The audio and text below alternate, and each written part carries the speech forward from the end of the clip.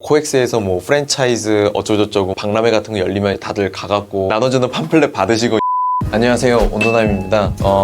오늘은 창업 아이템을 고르는 방법, 제가 하고 있는 방법, 제가 사용하고 있는 방법을 말씀드리려고 하는데, 일단은 대부분의 이제 창업을 고민하고 계시는 분들이 제일 많이 생각하는 것이 어떤 걸로 창업을 할 것이냐.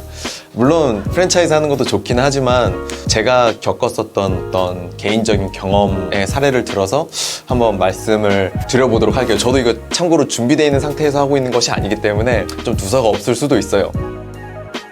일단은 제가 대학교 때 전공이 entrepreneurship 이런 거였었거든요. 그게 한국에서는 창업 경영학, 창업 정신학 이러는 것 같은데, 그 전공이랑 파이낸스랑 이렇게 두 개를 전공을 하고 나왔는데, 미국에서 교수님이 창업하셨던 분이셨어요. 강의 첫날에 얘기해 줬었던 게 굉장히 좀 충격으로 다가왔었어요. 신선하게. 첫 시간에 이런 말을 했었거든요. 과연 좋은 창업 아이템은 무엇이냐. 제가 말씀드린 거랑 똑같죠. 이제 학생들이 대답하기를 세상에 없는 것을 만들어내는 겁니다 부터 시작해갖고 막 우주 얘기 나오고 막 공상과학 나오고 이랬었어요. 그래서 되게 막 세상에 없던 거를 창조해갖고 세상을 이롭게 하고 막 이런 것들이 굉장히 많은데, 교수님이 그럼 너네들은 스타벅스의 비즈니스를 어떻게 생각하느냐 하니까 다들 이제 할 말이 없었던 거죠. 굉장히 좋은 비즈니스일까요?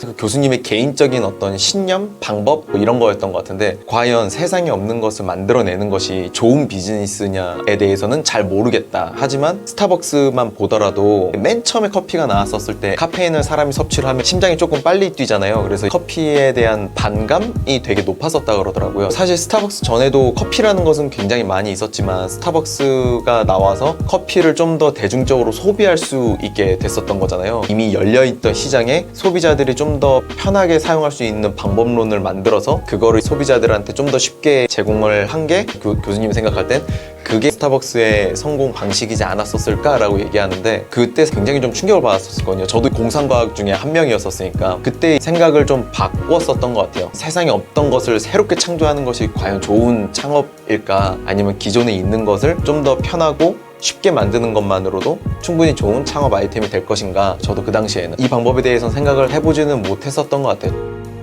그럼 이제 그때의 경험을 갖고 제가 해왔었던 거를 말씀을 드리면, 실리콘밸리에 Y 컴비네이터라고 있어요. 한국 분들은 잘 모르실 수도 있고 IT 쪽이 아니신 분들은 잘 모르실 수도 있는데, 실리콘밸리에서 가장 유명한 초기 투자 기관이라고 생각해 보시면 돼요. 한국 분들이 잘 아시는 에어비앤비에게 첫 번째로 투자한 투자 기관이 Y 컴비네이터였었죠. 엑셀러레이터라고도 하는데, 실리콘밸리에 굉장히 유명한 창업자들, 투자 기관 이런 데에서 투자 펀드를 만들어서 전도 유명한 회사들한테 투자를 하는 거죠. 자기네들이 갖고 있는 인적 자본, 네트워크 이런 거를 통해 갖고 이 회사의 이제 급속한 성장을 만들어내는 그런 역할을 하는, 어떻게 보면 학교 같은 역할을 하는 투자 기관이라고 할 수 있는데, 현 시대의 어떠한 트렌드를 좀 볼 수가 있어요. 제가 알기로는 1년에 2번의 배치를 하는 걸로 알고 있고, 배치가 끝날 때마다 데모데이를 하거든요. 한 번에 100개, 150개? 요즘은 되게 많이 이제 회사가 늘어갖고 그렇게 하고 있는 걸로 알고 있는데, 테크크런치나 이런 데 보면 리스트가 나와 있어요. 이 회사는 뭐 하는데 쭉 나와 있는데, 제가 보니까 진짜 잘하는 창업자분들은 그냥 이 100개, 200개 나오는 거에서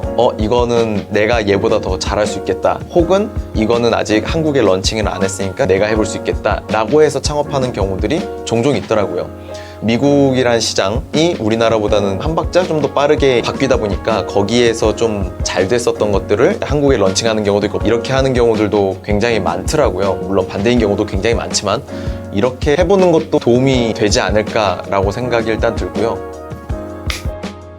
한국의 어떤 문화적으로 보면은 미국 문화랑 조금 다른 게, 제가 첫 번째 창업을 뉴욕에다가 아트 관련 서비스를 런칭을 했었던 경험이 있었는데, 좀 아픈 얘기 하지만 쫄딱 망했었던 경험이 있었거든요. 뉴욕에 텍스타스라고 있어요. 발음이 좀 힘들긴 하는데, 거기에서 네트워킹 같은 것도 하려 다니고 이랬었어요. 근데 그때 당시에 봤었던 문구 중에 제일 기억이 남는 게, 망할 거면 빨리 망해라, 그래야 빨리 성공한다. 아마 fail fast, success faster 문구가 벽에 이렇게 딱 붙어 있는 거예요. 그래서 사실 한국인으로서 굉장히 좀 충격을 먹었거든요. 왜냐면 망하면 안 되니까, 우리는.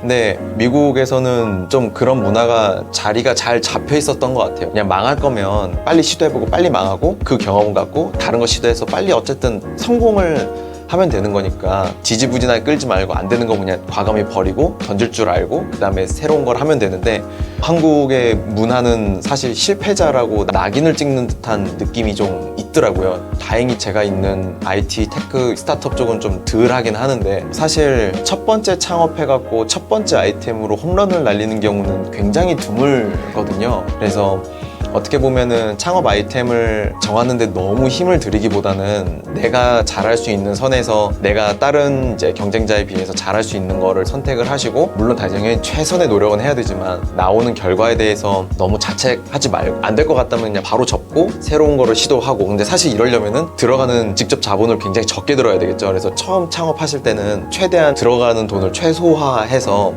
간단하게 진짜로 테스트 해볼 수 있는 것만 딱 만들어서 바로 시중에서 테스트 해보고 숫자 보고 빨리 판단해갖고 다음 거를 찾고, 또 안 되면 또 다음 거 찾고 빨리 좀 잘 되는 거를 찾을 수 있는 방법이지 않을까라고 생각이 들어요.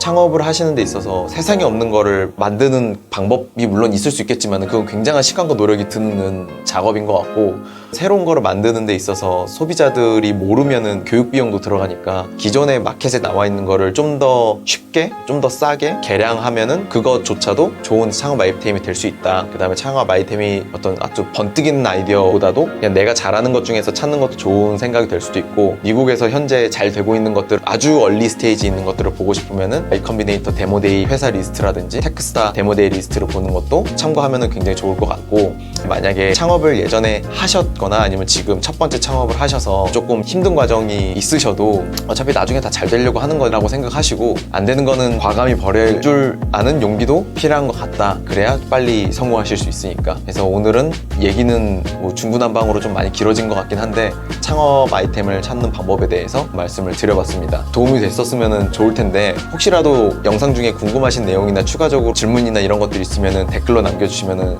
저희가 언제든지 답변 드릴 수 있도록 하겠습니다. 감사합니다.